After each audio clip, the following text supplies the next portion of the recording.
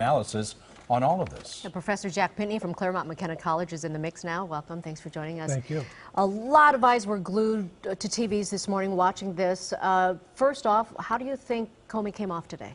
Comey came off really well. He was well prepared, knew what he was talking about, and he had the advantage of his stature and his credibility. He was able to make his points clearly, concisely, and for millions of Americans, this is the first time they saw him, and he probably made a very good impression. Jack, let's talk a little bit about the big L word today. Everybody seemed to be struck by having somebody call the other one a liar. But it seems to me this is nothing new in politics. So when it comes to this, is there really any impact when it comes to calling a politician or the president a liar when so many other politicians have done the same thing?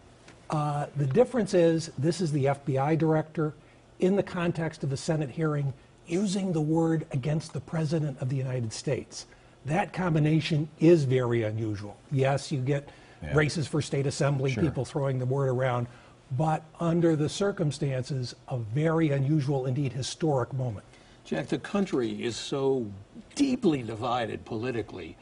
Do you agree with Jessica that this probably won't change a lot of minds, or do you think it really will have a serious impact? I think Jessica's right. Right now, the Trump supporters are going to hear what they want to hear. The Trump opponents are going to hear what they want to hear. However, over time, impressions may change. There are going to be new revelations, new stories, new evidence. Remember, Watergate took 2 years. The break-in was June 1972, the resignation August 1974. This is nowhere near that length of time yet. And so even though people are entrenched right now, over time opinions could change. So all day we've been hearing it's a case of he said, he said. Yeah. Okay. Was there anything in his testimony today that you think was stuck, like it couldn't be contradicted? Well, a lot of it in terms of when the meetings took place, when he took the notes. He was very careful to take the notes in the presence of other people. One of which is in the back of a car. There was a driver. This is an experienced FBI guy. He knew what he was doing, and he left as much of a paper trail as possible.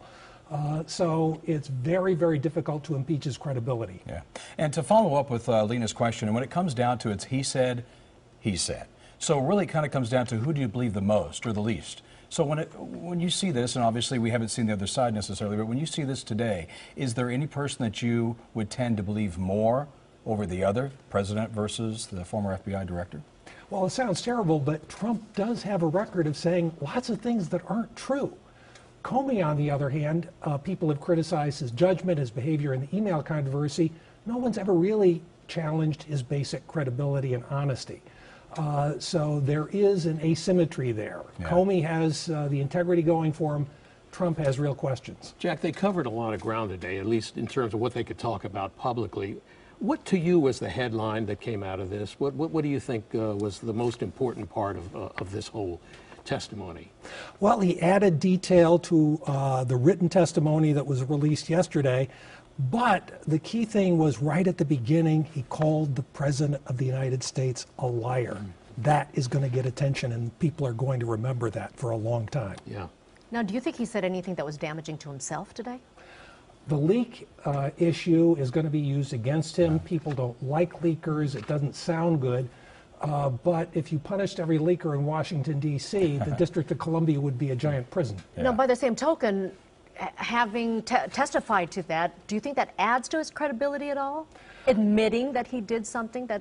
I think it does add to his credibility. And another thing that added to his credibility, at a couple of points he acknowledged, yes, I should have been more courageous. Yes, I should have stood up. He admitted that he wasn't as courageous as he could have been. And that's something Donald Trump would never understand.